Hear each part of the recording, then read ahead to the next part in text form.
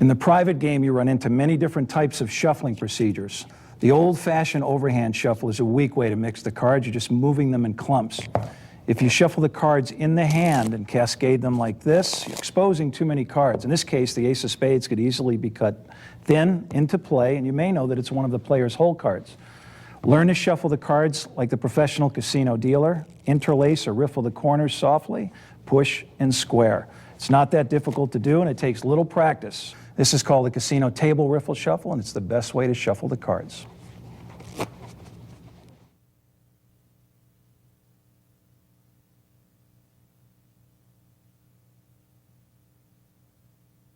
In the private game, pay special attention to the cut. We all know the player to the dealer's right has the option of cutting the cards, but he also has the option of riffling once after the dealer, with the dealer reserving the right to complete the cut or even shuffle last. One of the most dangerous situations is when the cutter opts not to cut the cards. This makes it extremely easy for an accomplished cheater. Remember the old adage, trust everyone, but always cut the cards.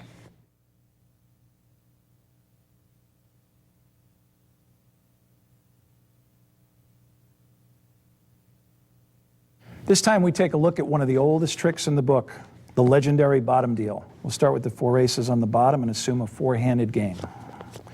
This is the type of move that can be devastating in your private game, but there's a very simple way to protect yourself against it.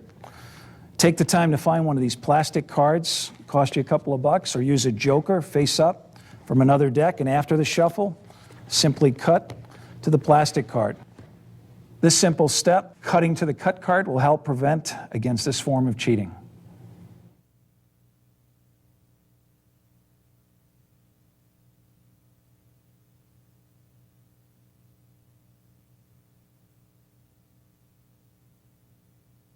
Any shuffle can be faked.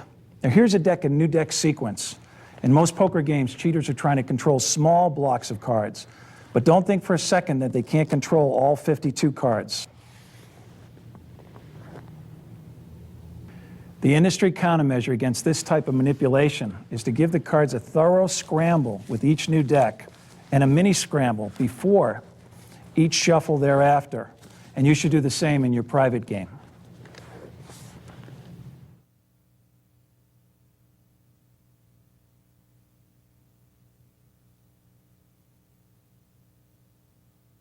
One of the most common mistakes made by the novice is to view their hole cards in an unguarded manner. This is information easily exploitable by the unscrupulous opponent. To check your cards like the professional poker player, take your thumb and put it behind the card's indexes. Use this hand for additional protection. Create the smallest viewing angle possible. Remember, your hole cards are for your eyes only.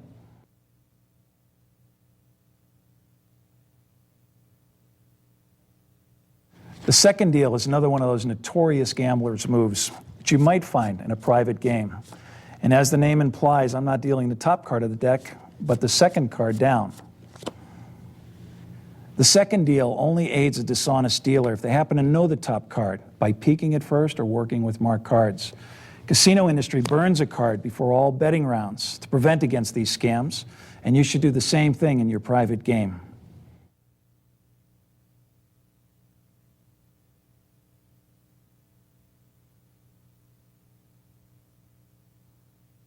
One of the most common methods of cheating with chips is to splash the pot. This is where a player bets less than the required amount, just aggressively and sloppily making his bet.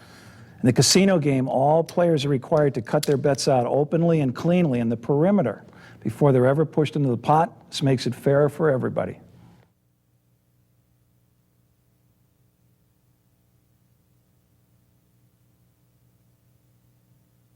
This is one of the most brazen of all the poker scams, called the cooler or cold deck. And this scam will switch the entire deck of cards. The dealer is an unsuspecting mark. As the dealer gets distracted, the cooler is kicked in.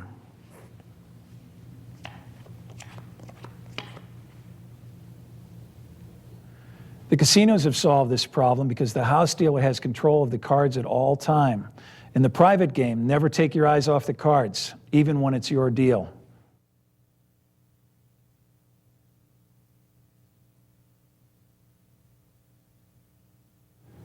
The endless variety of crooked gambling devices would astound you. Often the simplest devices are the most devastating. Case in point, a shiner, or small reflecting device. This particular shiner is disguised as an ordinary ring with the flat, shiny surface on the inside. The deck of cards can now be dealt with each card peaked by reflecting into the shiner. In this case, this was the Queen of Clubs. These devices will rarely show up in a casino game, but in your private game, stay alert, know your players, because almost anything is possible.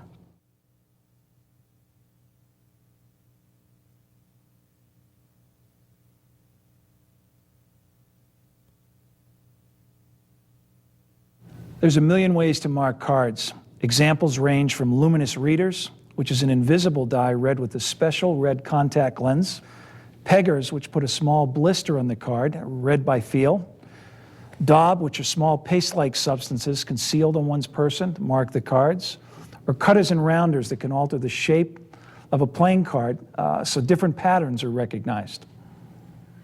These two cards are called trims. Notice the wider border on this side compared to the thin border here. This card has been cut evenly on both sides and denotes a small card or an indifferent card. In casino poker, the playing cards are purchased from a licensed manufacturer. They remain under tight control and they're constantly checked for irregularities. In the private game, make sure the person running the game is trustful and that they exercise a modicum of control.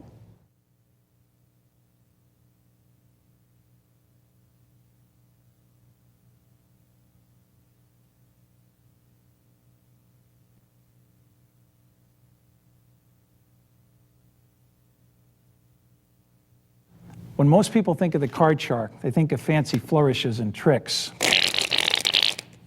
when just the opposite is true. The professional card cheater is a master at blending in with the other players, and never ever will you see a display of skill consistent with his mastery of the pasteboards.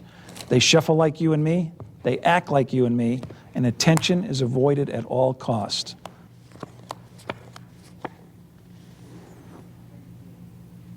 Just remember, the goal of the professional cheater is to beat you at your game, with your cards and your shuffle.